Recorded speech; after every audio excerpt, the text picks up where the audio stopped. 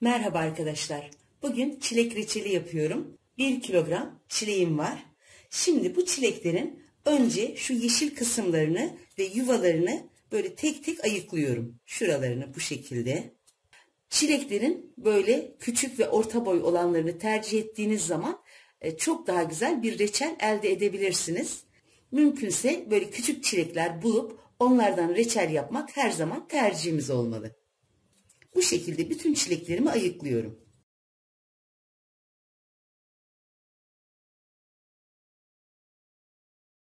Çileklerin hepsini ayıkladım. Şimdi çileklerimi iyice yıkıyorum. Çileklerimi iyice yıkadım ve süzdüm. İçinde su kalmaması gerekiyor. Hazır artık. Çilek reçelinde 1 kilogram çilek için 800 gram şeker kullanıyorum. 800 gram şeker bu klasik su bardağı ölçüsüyle tam 4 su bardağı gelmekte. Şimdi çileklerimin yarısını tencereye alıyorum. Üzerine de 4 su bardağı şekerin 2 bardağını ekliyorum. Kalan çilekleri de üstüne ekleyip 2 bardak daha şeker ekliyorum. Toplamda 4 su bardağı şeker ekledim. Çilek reçeli yaparken içinde pişireceğimiz tencerenin büyük olmasına dikkat etmemiz gerekiyor. Çünkü çilek reçeli çok taşan bir reçel.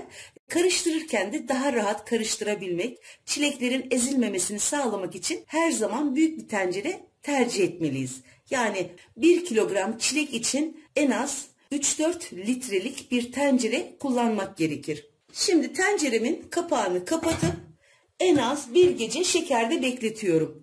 Çilek reçelinde güzel bir sonuç elde etmek için mutlaka bu işlemi yapmak gerekir. Özellikle de kışa saklanacak çileklerde bu işlem çok önemlidir. Eğer çilek reçelini kısa sürede tüketecekseniz o zaman çilekleri şekerde şöyle birkaç saat bekletip üzerine de yarım çay bardağı kadar su ekleyip pişirebilirsiniz.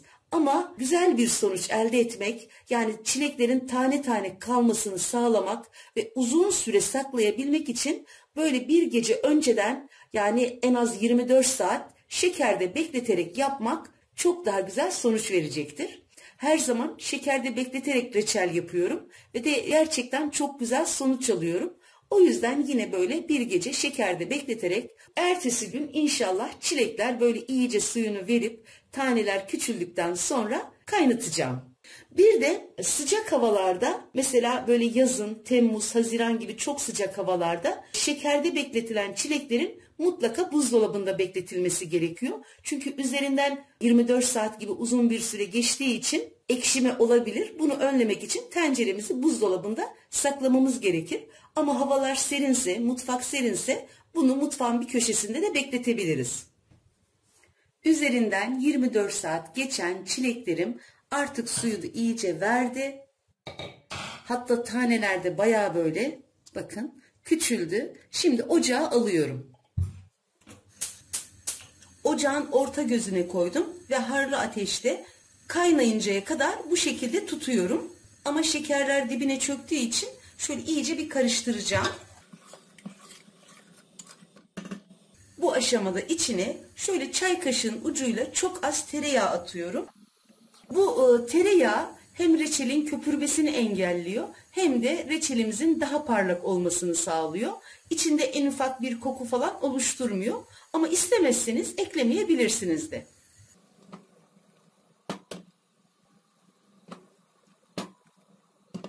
Reçelin bu ilk köpüklerini kesinlikle almıyoruz. Çünkü bunlar şekerin köpüğü. İlerleyen zamanlarda üzerinde böyle kaymaksı bir köpük tabakası olursa onu alıyoruz. Böyle arada karıştırıyorum. Tereyağı girdiği için fazla köpürmüyor. Böyle iyice kaynamaya başladıktan sonra ocağın ayarını şöyle orta kısığa getiriyorum. Bu şekilde en az 20 dakika kaynatıyorum. Sadece arada böyle kaşıkla ya da tencereyi böyle sallayarak karıştırıyorum. 20 dakikanın sonunda içine taze sıkılmış şöyle 1 yemek kaşığı limon suyu ekliyorum. Bu limon suyu miktarı reçelin miktarı arttıkça artıyor. Limon suyunu da ekledikten sonra 5 dakika daha kaynatıyorum. 5 dakikanın sonunda şöyle reçelin suyundan bir miktar alıp kıvamını test ediyorum. İyice soğutuyorum bunu. Bu arada da ocağı biraz kısıyorum. Kıvamı gayet güzel olmuş. Şöyle süzülüyor. Özellikle şöyle göstermek istedim. Parmağımızla çektiğimizde böyle reçel hemen kavuşmuyorsa, yavaş yavaş kavuşuyorsa artık olmuş demektir. Suyu da şöyle. Gerçekten çok güzel oldu.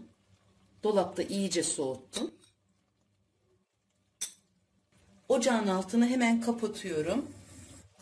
Bu arada 5 dakika kadar bir zaman geçti. Hemen kavanozlara koyacağım. Hiç köpüğünü almadım. Çünkü öyle bir köpük oluşmadı. Önce bir kısmını sunum tabağına alıyorum.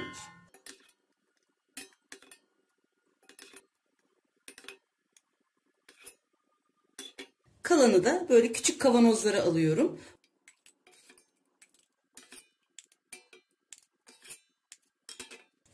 Şöyle kavanozun ağız kısmını iyice temizliyorum. Çünkü reçel bulaştı. Ve 0,1 kapakla ağzını şöyle 3 geri 1 ileri yaparak iyice kapatıyorum. Bu şekilde hiç ters çevirmeden gayet güzel vakumlanıyor.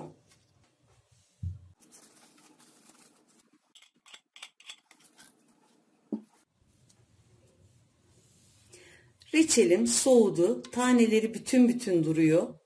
Sanki çilek daha içinde böyle taze taze duruyormuş gibi. En ufak bir ezilme olmadı. Rengi de gayet açık. Çilek reçeli tadıyla, kokusuyla, görüntüsüyle en güzel ve yapımı en kolay reçellerden biridir. Sadece bir gece önceden şekere yatırmak ve kısa sürede kıvam aldırmak gerekir. Benim çileklerimin miktarı az olduğu için yarım saatte kıvam aldı. Ama çileğin miktarı arttığı zaman kıvam alma süresi de biraz uzayabilir. Yine de maksimum 40-45 dakikada kıvam aldırmak gerekir. Aksi takdirde çileklerde sertleşme ve reçelin renginde bir kararma olabilir. Çileklerin artık mevsimi geldi. Herkes yapsın, herkes denesin isterim. Yapmak ve denemek isteyen herkese şimdiden kolay gelsin, afiyet, şifa olsun.